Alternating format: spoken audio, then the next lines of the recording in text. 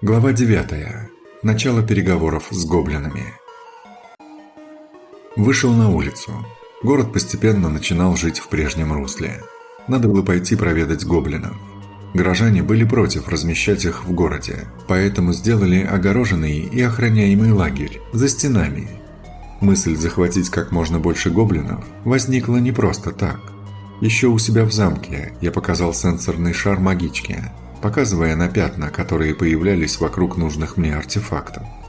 Так вот, Дорет, которая следила за гоблинскими передвижениями, следила за одним из их крупных отрядов. Этот отряд вошел на территорию одного пятна, проследила за ним дальше. Несмотря на всю трудность, гоблины передвигались по лесу, и перед ее глазами открылось крупное поселение гоблинов, скрытое в лесу. Магичка предположила, что в нем есть некая вещь, и, возможно, тамошние гоблины знают о ней. Вот я и носился по полю битвы, захватывая пленных, в надежде поймать гоблинов того селения, чтобы они вывели меня на интересующий меня предмет, если он есть, конечно. К ночи прискакал в лагерь гоблинов. Вид у них был жалкий. Они не понимали, почему еще живы. Слез с лошади, вышел в центр лагеря. Гоблины настороженно и с опаской смотрели на меня. Ну что ж, пора импровизировать. «Кто может говорить от вашего имени?» – крикнул я. «Я буду с тобой говорить», – раздался голос. Толпа гоблинов расступилась. Из нее вышел ничем не примечательный гоблин. «Вы знаете, кто я?» «Да, мы знаем, кто ты. Некоторые с тобой сталкивались и раньше, когда призывал на помощь мертвых, в том числе и наших сородичей. Сбежал на черном коне. И в этой битве ты, как мы поняли, руководил армией людей». «Все верно. Это я в обоих случаях», – подтвердил я. Зашел в мир мертвых. Там уже стояли гоблины, павшие от моего меча в этой битве. Приказал им следовать за мной. Живые гоблины забормотали и заворчали, как увидели своих мертвых собратьев. «Это те, кого я убил в последней битве», указывая мечом на мертвых гоблинов. «Кто-нибудь может найти и выбрать среди них самого достойного и уважаемого среди вас?» Гоблины зашептались. «Вот один из достойнейших наших сородичей. Он вождь. Он был вождем крупного клана», – заговорил гоблин, указывая на одного из гоблинов. «Возвращайтесь обратно и ждите моих распоряжений», – отдал я приказ мертвым гоблинам. «А ты останься», – обратился к мертвому вождю. «Теперь отсеки себе кисть на левой руке». Мертвец послушно отсек свою кисть. «Теперь отруби по локоть левую руку». Мертвец повторил процедуру. Гоблины что-то забормотали. «Отсеки левую ногу по колено». Мертвец рубил своим кривым мечом по ноге, пока не отсек ее. Упал, попытался встать, но опять упал. Но все же встал, стоя на одной ноге. «Зачем вы это делаете?» – не выдержал гоблин, который вызвался говорить от лица своих сородичей. «Лошадь проголодалась», – ответил я. «Можешь есть». Лошадь приступила к позднему ужину. Гоблины с ужасом наблюдали, как лошадь с пылающими алыми глазами поедает мертвеца. «У вас есть одна интересующая меня вещь», – начал я. «Мне она крайне нужна. Вы мне отдадите? Взамен я всех вас отпущу живыми в ваши земли». «Что это за вещь?» – спросил гоблин. «У людей эти вещи называются божественными артефактами. У правителя, короля этих земель, есть, как говорят, такой артефакт. Называется корона мудрости. А как называется ваш божественный артефакт, который находится в одном из ваших поселений?» «С чего решили, что у нас якобы есть какой-то божественный артефакт?» «Знаю. Я маг, и вижу, что эта вещь у вас в одном вашем селении. Ну что, мне отдадут эту вещь за вашу свободу?» «Мы ничего не отдадим, священное для нас людям. Можете нас убить». «Ясно. Вы не хотите отдавать ничего людям. Как бы вам объяснить, чтобы вы поняли?» – задумчиво потер подбородок. «Я не из этого мира и попал в этот мир случайно. Если вы считаете меня человеком, то поверьте, некоторые считают меня демоном. Я чужой в этом мире, и чтобы вернуться в свой или хотя бы уйти из этого мира, мне нужны эти божественные артефакты, которые разбросаны по всему вашему миру. Некоторые артефакты по-любому находятся у людей, лягушек и прочих, населяющих этот мир, в том числе и у вас. Мне придется их собрать и забрать в любом случае. Деваться мне некуда. У вас просто есть выбор, как я это сделаю». Если вы не отдадите мне его или их добровольно... Минуточку. Теперь отруби остаток ноги и руки по бедро и по плечо. Другую ногу также. Сначала по колено, потом по бедро отсеки, обратился я к мертвецу. Так вот, если вы не отдадите мне то, что мне нужно, пойду туда с людьми и отберу силой. Перед этим убью вас. Вы станете моими мертвецами и будете служить мне. Показал на мертвеца, который усердно выполнял мои указания. Вы будете проводниками, которые будут показывать людям дороги ко всем вашим селениям и вместе с ними убивать своих же сородичей. Ваши племена погибнут. Вы в этом мне поможете, своими хоть и мертвыми руками. Заполучу ваши артефакты, да и корма для моей лошади будет много. Я засмеялся. Но это все займет много времени, а мне бы хотелось выбраться отсюда как можно скорее. А что с вами будет? Будете вы живы или мертвы, мне все равно.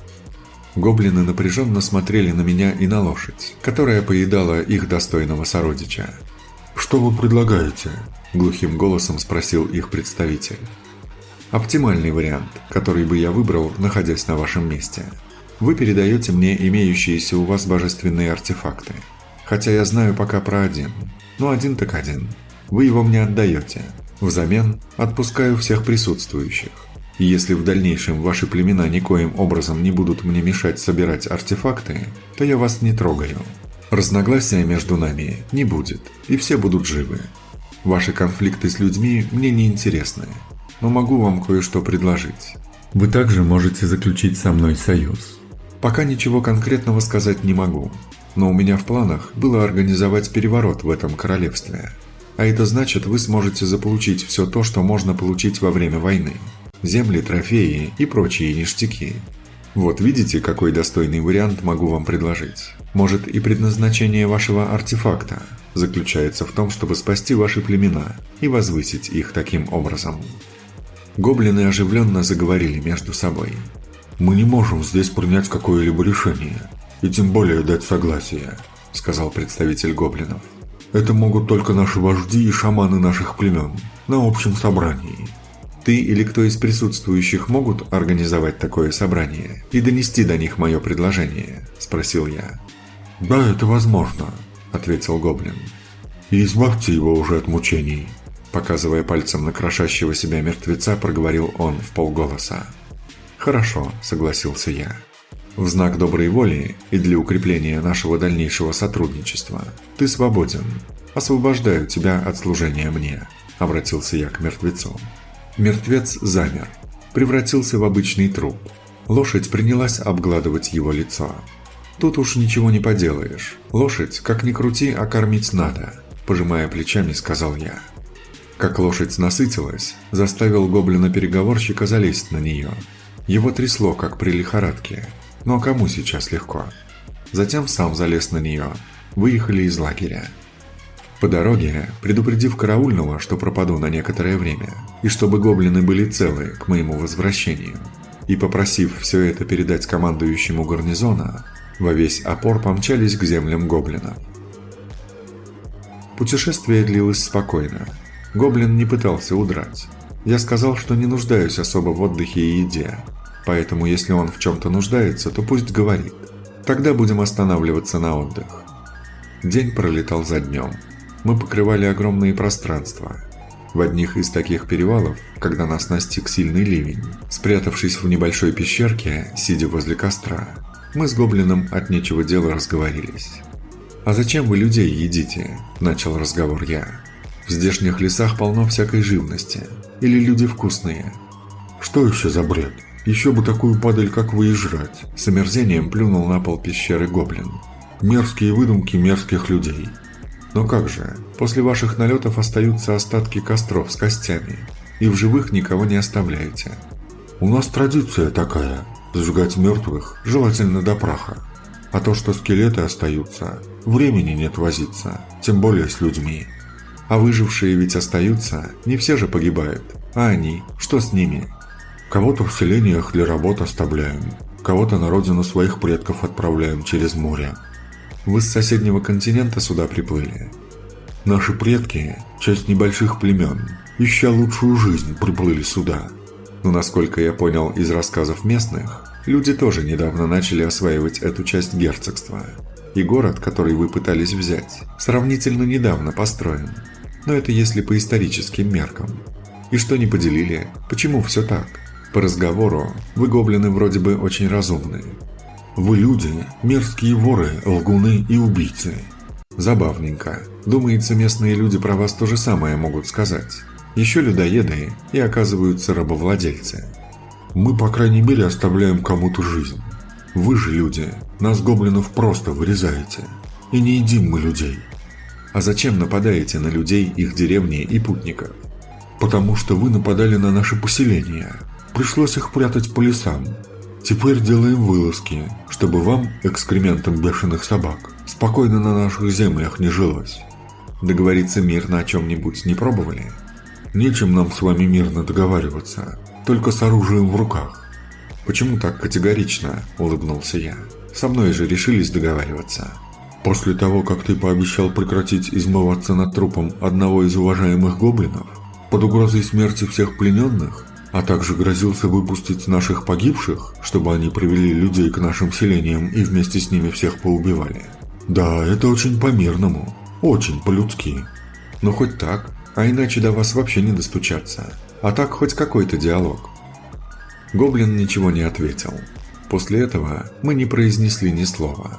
Дождавшись окончания дождя, также молча, не проронив ни слова друг другу, двинулись в путь.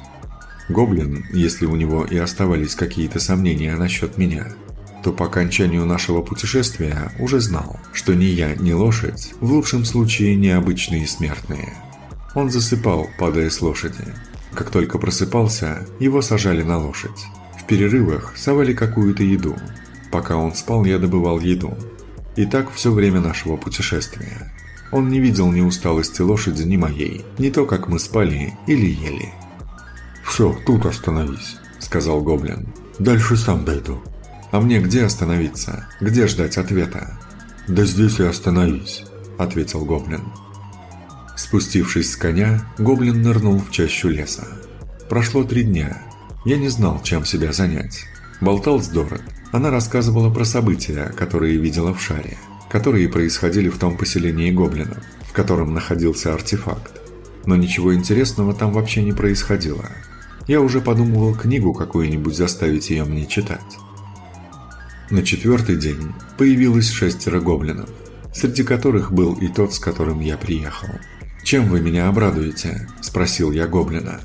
«Мы отправили гонцов ко всем нашим местным поселениям и нашим племенам», – ответил гоблин. «Как только соберутся все главы, будет собрание.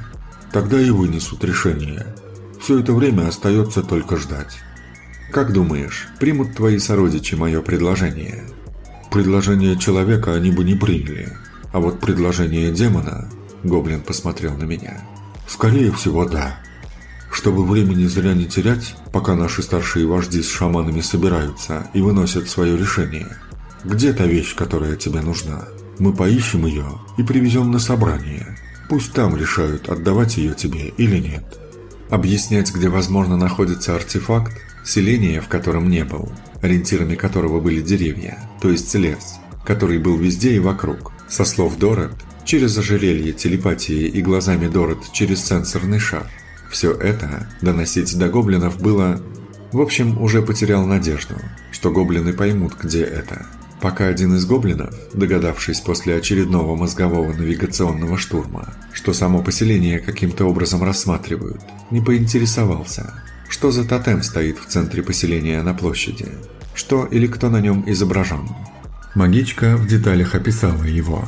Я передавал ее слова гоблинам. Тотемы были что-то вроде гербов с религиозной подоплекой, или скорее всего наоборот. Даже у одного племени клана, но в разных деревнях, они немного, но отличались друг от друга. Как только описал тотем, точнее нарисовав его на листке и показав его гоблинам, как те сразу же заявили, что знают, что это за место. «Я тут с ума сойду от скукоты», – грустно проронил я, прикинув, сколько тут еще буду сидеть, ждав ответа. «Можешь съесть свою лошадь от скуки, или она тебя. Мне кажется, всем так только лучше будет», – произнес гоблин и пошел в сторону леса. За ним пошли и его товарищи. Потянулись опять долгие дни. Я не мог отсюда никуда уйти. Порою приходила мысль ночью телепортироваться в замок, а затем поставить замок сюда. Но я осторожничал. Не хотелось показывать всем, что у меня есть летающий замок. Несмотря на всю магию, которая была в этом мире, на различные виды разумных существ и прочую чертовщину, летающих и тем более прыгающих по измерению замков, все же тут не было. Чтобы как-то скоротать время, упросил магичку время от времени читать мне книги. Понимая всю мою безысходную ситуацию, девчонка всячески меня поддергивала. То своими шуточками, то своей болтовней, припираясь в выборе книг, которые хотелось читать ей, но никак не слушать мне. Когда она совсем доставала меня своей тиранией, и я огрызался, она грозила, что тогда вообще читать и делиться информацией из сенсорного шара, что происходит возле и в самом интересующем меня поселении гоблинов, она не будет, и мне приходилось все сносить. Дал сам себе твердое мужское слово. Как только мне удастся попасть в замок, выпарю ее. Но пока было опасно произносить такие крамольные слова. Я затаился. Месть – это блюдо, которое подают холодным. Наконец настал тот день, когда из леса появились гоблины. Было их штук 20. «Что, будем драться?» – начал я. «Мы пришли сюда не драться», – сказал самый старый из гоблинов. «Мы принесли то, что ты просил. Но сначала мы должны знать, что именно ты будешь с ним делать. Это часть останков, которая осталась от нашего лидера. Остальное предано огню по нашему обычаю. Им уже более 200 лет. Это наша память. Принесу в замок, поставлю на пьедестал в сокровищнице. Ничего вашему великому предку не грозит. Он займет свое место с такими же божественными артефактами. Думаю, ему понравится такое благородное соседство». «Тогда хорошо», – промолвил старик-гоблин, протягивая мне сверток. «Этот великий предок спасет свой народ даже после своей смерти». Развернул сверток. Там оказался череп гоблина. Как бы проверить, божественный это артефакт или нет. «Алло, злодейка, ты меня слышишь?» «Алло, кто-то хочет остаться без книжки на ночь?» – начала она в своей манере. Шутки в сторону. Посмотри артефакт гоблинов. Пятно энергии сместилось с того поселка или там осталось? И если сместилось, то куда? «Оно пропало», – раздался голос магички через несколько минут. «Как пропало? Когда оно пропало и куда? Почему мне сразу не сказала об этом? Ты когда в последний раз следила за тем местом?» Вместо ответа послышалось какое-то шуршание. «Не помню», – невнятно ответила магичка. «Сколько времени пялилась на этот поселок, а там ничего не происходило. Зато появилось пятно там, где ты стоишь с гоблинами. Как раз центр этого пятна где-то на окраине леса». Ее голос, мысли становились все более глухими. Она явно что-то хомячила. «Зато меня с гоблинами нашла быстро. Или даже не искала, да?» Мне что-то пытались ответить с набитым ртом. «Смотри, не подавись». Как-то она быстро меня нашла с гоблинами. Скорее всего, она следит за мной. С нее станется. Вот же, блин, зараза. Как-то неуютно себя почувствовал. Я прямо представил, как магичка, вместо того, чтобы следить за деревней, за пятном, которое было в деревне, за его перемещением и куда. Ведь гоблины могли вынести интересующую меня вещь и прикопать где-нибудь. Попробуй найди его под землей. В общем, вместо того, чтобы заниматься делом, она, закинув ноги на стол и жуя сушеную рыбу, которую нам любезно предоставляли лягушки, и по которой магичка словно кошка с ума сходила, следила за мной и, небось, посмеивалась, наблюдая за тем, какой херней я занимаюсь от нечего делать. Мне становилось все больше нехорошо от этих мыслей. Кулаком погрозил в небо. Гоблины с недоумением тоже уставились на небо. Могу поспорить, в голове пронесся сдавленный смешок. «Значит, все в силе про наш уговор?» – спросил я. «Все верно», – подтвердил гоблин, который протянул мне сверток. «Возвращаете пленных? Лично вы не идете на нас войной. И да, мы согласны с вами на союз на взаимовыгодных интересах. Также всех наших погибших сородичей вы освобождаете от служения вам и даете мертвым заслуженный покой. Такое решение принял совет. Теперь пойдемте с нами. Покажем вам место, где будем с вами связываться. Совет уполномочил нас, присутствующих, говорить, принимать решения от его имени». Я с гоблинами отправился в лес. Прошли сутки нашего путешествия. Отмечал на карте путь, точнее делал карту местности. Вот показалось и поселение гоблинов. Мы въехали в него. Его жители явно не торопились встречать нас цветами. Все смотрели и молчали. «Вот сюда вам надо приезжать», — сказал старый гоблин. «Здесь мы будем решать с вами все вопросы и предложения. А пока возьмите». Он протянул мне какой-то брусок с надписями. «Эта вещь, если покажете гоблину, даст понять ему, что вы друг».